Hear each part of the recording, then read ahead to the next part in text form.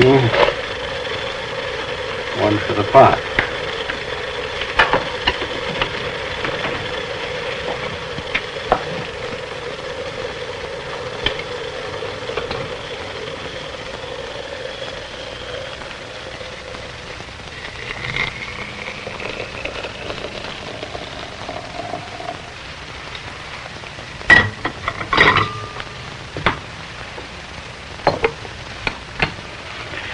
Well, the tea steeps, let me ask you a question.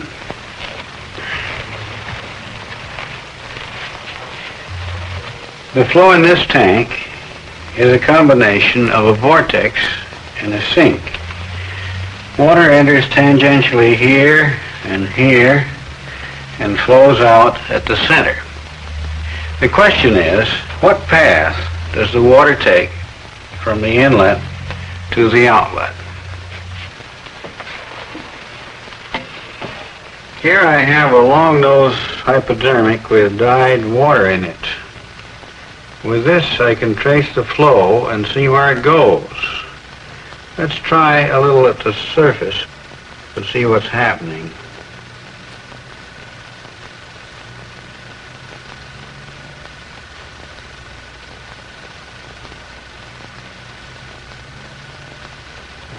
At this rate, it'll be a long time reaching the drain. Maybe it never will. So much for surface flow. Let's start over. This time we'll try injecting at about half depth.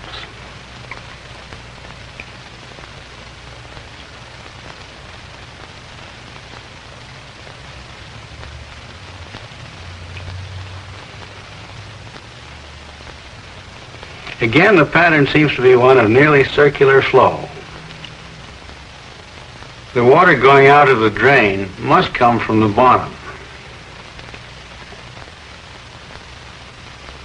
A small spur holds the tip of the needle about 1/8 of an inch off the bottom.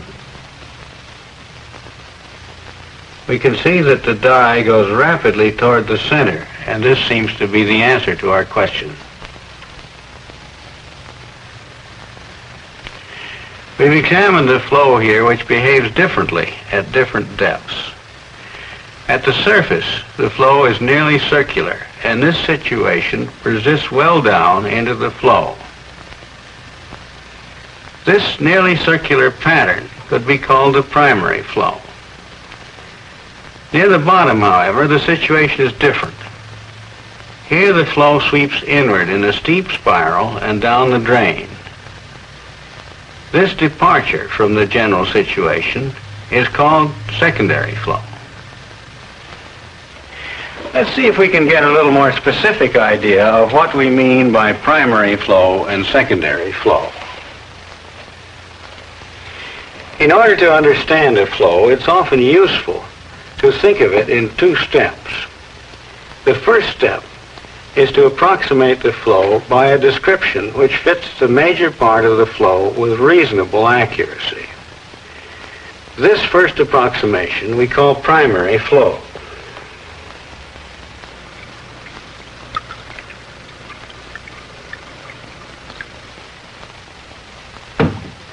The second step is a refinement of the first approximation. It is a recognition of the difference between the actual flow and the first approximation. It is this difference that we call secondary flow. I can stir my tea so as to cause a circular motion.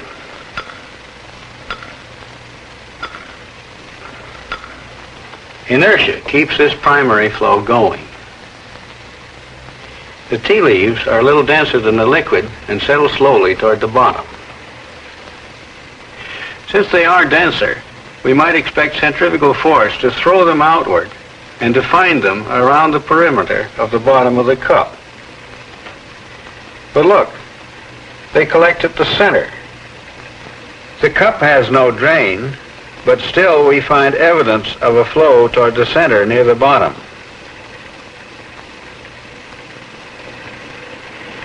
We've made an experimental model of this flow in order to examine it more closely. This square box has a circular container inside. It has been rotating around its axis for a couple of hours, bringing the liquid inside to a state of uniform rotation. I can stop the rotation, but the liquid, due to its inertia, will continue to rotate at uniform velocity, except near the wall and the bottom, where a boundary layer will build up. As a first approximation, we will assume that all particles travel in circles around the center of the cylinder, making allowance for the fact that the boundary layer moves at a slower rate than the rest of the flow. We will call this first approximation the primary flow. In order to observe this flow better, we have stretched a very fine wire vertically to the bottom of the tank. Hydrogen bubbles electrolyzed from this wire are stripped off by the flow. By pulsing the current, we can create a series of bubble lines. These lines show up very much better if we dim the room lights. From above, it appears that much of the flow does indeed follow a circular path. Near the bottom, however, a portion of the flow appears to go inward. We can now look into the tank at a tangent to the flow past the wire. And incidentally, we can see that the reason for the square box is to eliminate optical distortion. In this tangential view, we see that the simple circular flow occupies the greater part of the depth. The inward flow extends only a short distance from the bottom. This inward flow is a departure from the assumed primary flow and is what we call the secondary flow. And now let's look inward in a radial direction, that is across the streamlines. We see the circular flow as before and the effect of the boundary layer near the bottom. But notice that this boundary layer appears to affect about the same portion of the total flow as did the inward curving secondary flow. If we look at the radial and tangential views side by side and in the same scale, it becomes clear that this secondary flow occurs within the boundary layer. The inward movement in the boundary layer seems to be directly associated with the reduced tangential velocity in the boundary layer.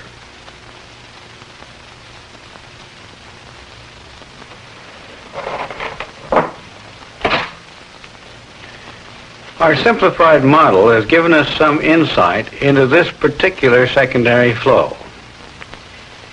Is it the reduced tangential velocity in the boundary layer which results in the spirally inward flow?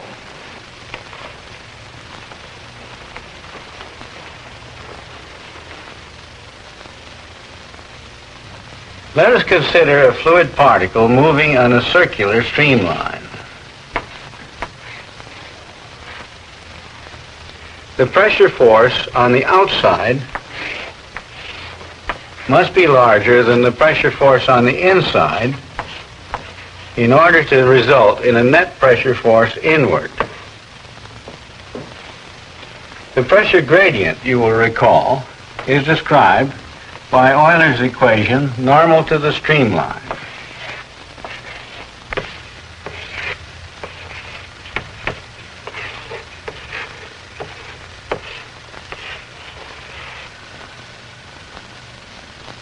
Suppose that a particle in this pressure gradient has higher than normal velocity. It will then have to follow a larger radius and be carried outward.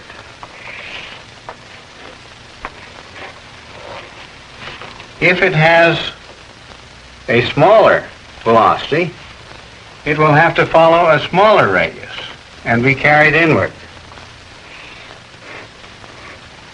In our experiment, the pressure gradient is established by the main circular flow and impressed on the boundary layer below. The slower moving particles in the boundary layer find themselves in just this situation. Same pressure gradient, but lower velocity, and therefore are swept inward.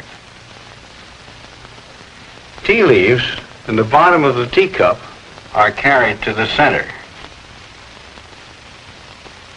Dye in the bottom of the sink vortex sweeps inward. A predictable secondary flow explains each phenomenon. Suppose we invert the sink vortex by taking the water from the top instead of the bottom. I have closed a drain at the bottom and arranged this siphon to withdraw water from just below the surface. And now I will put some dye near the bottom in the boundary layer as before.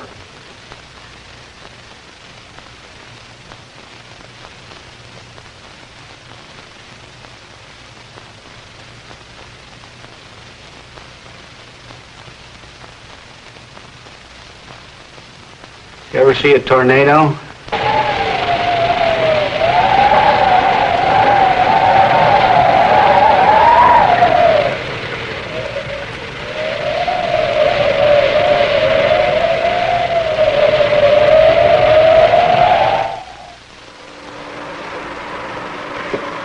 Here's another piece of apparatus for investigating secondary flow. It is an open channel with a bend in it.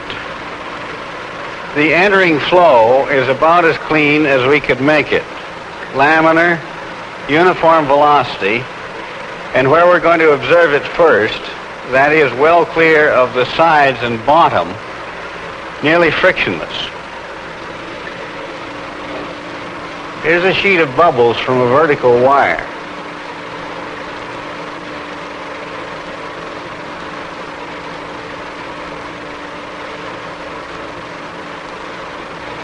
We have tried to keep the size of the bubbles uniform and large enough to be seen clearly, yet small enough so that their buoyancy does not spoil their usefulness as fluid markers.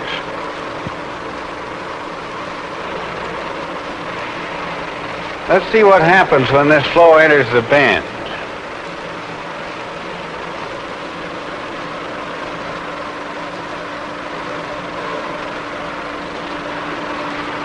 Here's the radial view.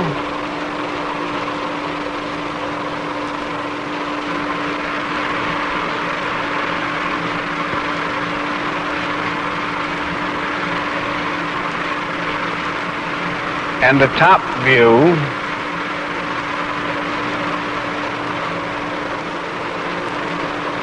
And now a tangential view, looking in this way. The streamlines are alike from top to bottom.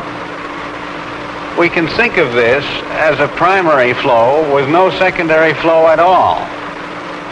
And we shall use this simple flow as our concept of primary flow in this channel.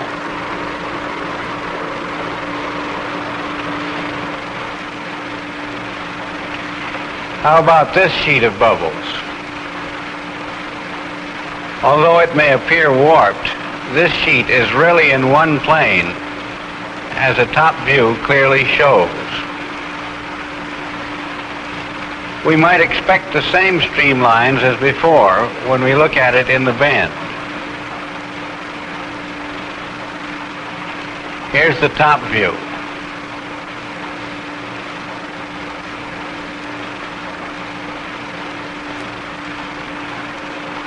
And the tangential view. The streamlines are no longer identical. Thus there is a departure from the primary flow, which we can call secondary flow. How does it come about? Clearly, the entering flow now has a velocity gradient in it. This time, the velocity gradient is not embedded in a boundary layer. In fact, it doesn't matter how the velocity gradient originated. The crux of the matter is that although all fluid particles are moving in the same direction, some are moving more slowly than others, and all are subject to nearly the same pressure forces. When the streamlines are straight, all particles move in the same direction. Where the primary flow streamlines are curved, the pressure forces carry the slower moving particles toward the center of curvature. When the streamlines are curved and there is a velocity gradient normal to the plane of curvature, we may look for a secondary flow.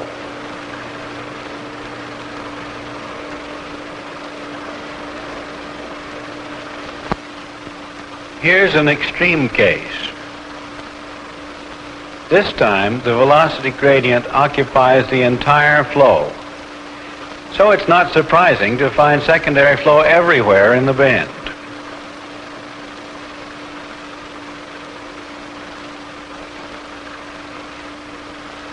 In a situation like this, it is often easier to explain what's going on in terms of vorticity, rather than trying to identify a main flow from which a pressure field could arise.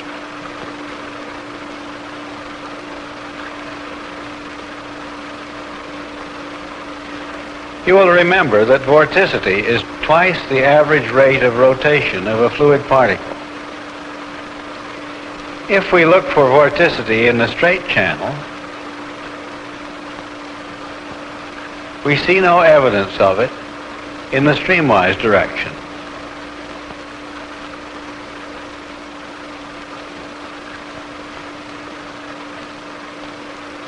And in the top view, we see no evidence of vertical vorticity.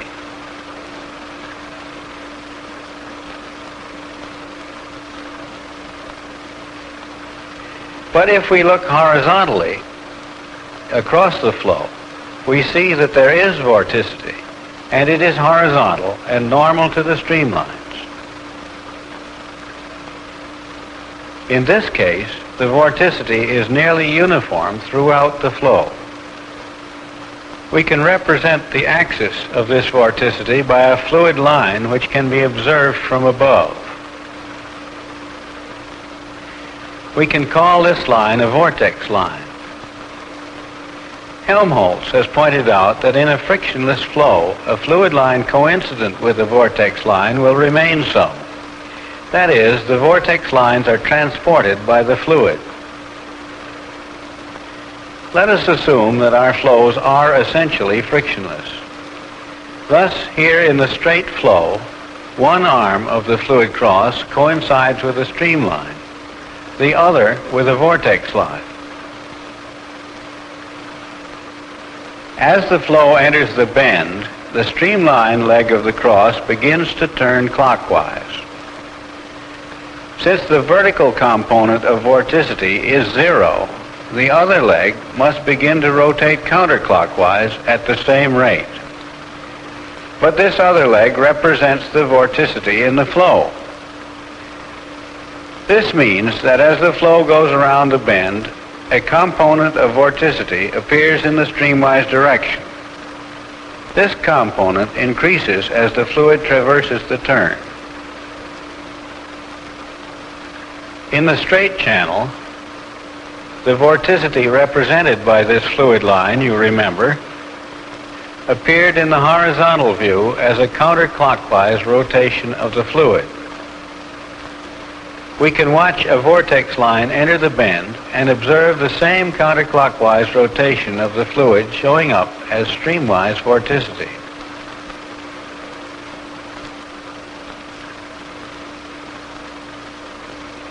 By looking at the vorticity, it becomes clear why the secondary flow sweeps outward at the top and inward at the bottom in this fashion.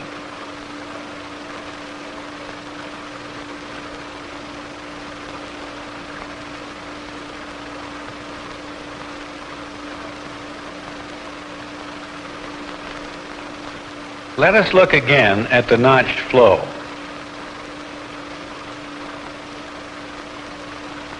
As before, the only vorticity present in the straight channel is normal to the streamlines and in a horizontal direction. With a vorticity probe, we can investigate this flow. Since the horizontal leg of the fluid cross does not rotate, we can concentrate all vertical legs of all the crosses. The plane swept out by the rotation of this composite vertical leg is perpendicular to the local vorticity.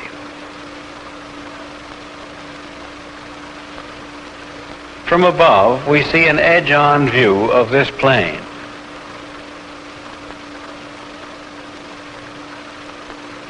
Now let's look at the bend.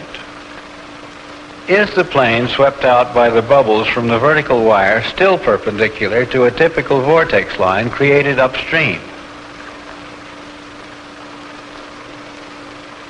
It is indeed, showing that the vorticity was transported by the fluid and was truly marked by the horizontal bubble lines coming from upstream. We must be careful, however, to make our observations reasonably close to the vertical wire so that they are truly a measure of conditions near this point.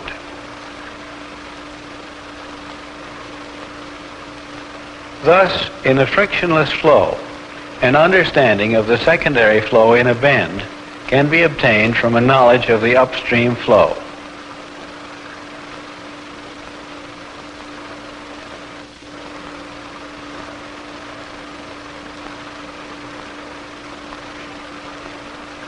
We can now remove the device which produced a special velocity gradient.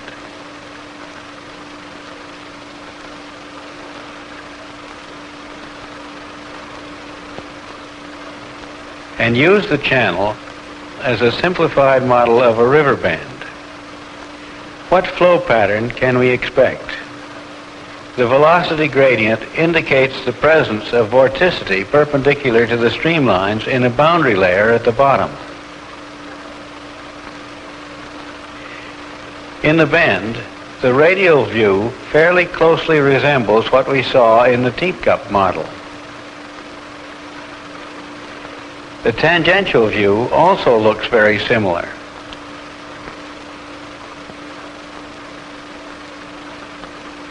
Let us examine this fluid line carefully and see if we can relate this boundary layer phenomenon to behavior we observed before.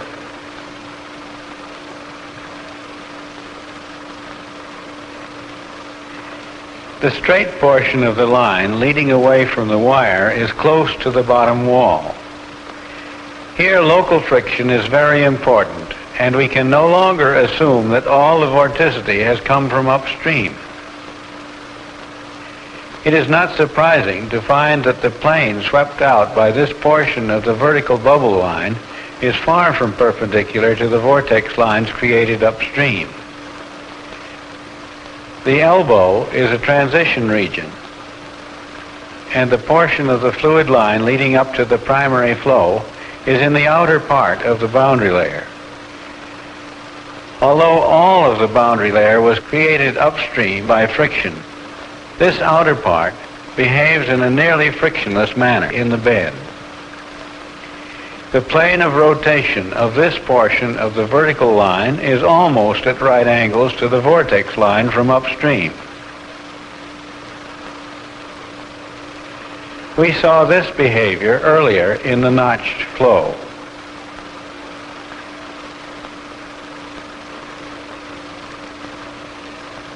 The transverse vorticity created upstream in the boundary layer has caused streamwise vorticity in the bend.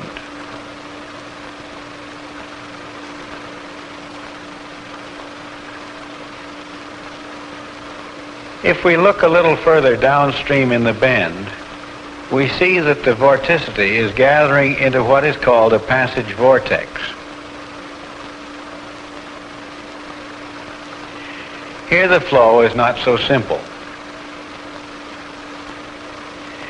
Secondary flows are frequently very complex and difficult to interpret, and their causes are often obscure.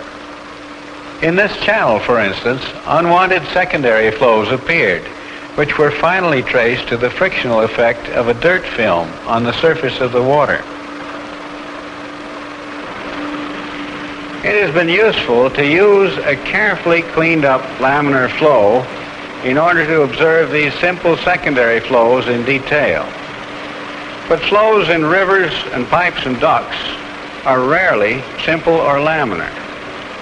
If we were to make this flow turbulent, it would be harder to observe, but the same general flow patterns would occur. Secondary flow in a curved channel acts to displace the normally slow-moving fluid near the walls and replace it with fresh fluid having higher velocity. Thus, it greatly increases the exchange of momentum between the fluid and the walls. This increased momentum exchange explains in part the increased friction experienced in a curved pipe, even when the curvature is sufficiently gentle so that separation does not occur. In this case, the increased friction is explained by the displacement of boundary layer by fresh fluid. Not only is friction in the bend itself increased, but secondary flow persists in the pipe downstream, and for a considerable distance, friction is increased. Material, as well as momentum, may be transported by secondary flow.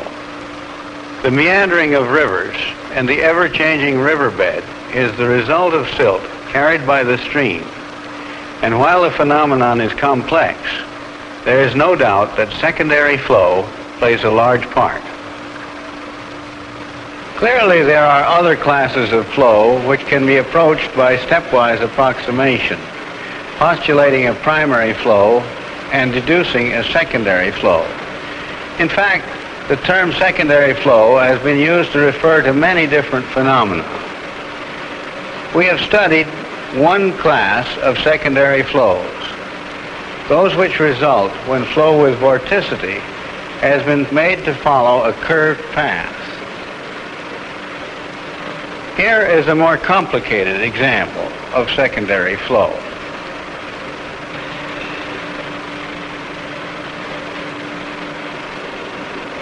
When the shear layer on the bottom meets an obstruction, say a bridge pier standing in a river, a horseshoe vortex is formed around the obstruction. The resulting shear stress on the bottom can undermine bridge piers by scouring. This is to be expected since the shear stress directly under the vortex is an order of magnitude larger than normal. And what is even more surprising, it is in the opposite direction.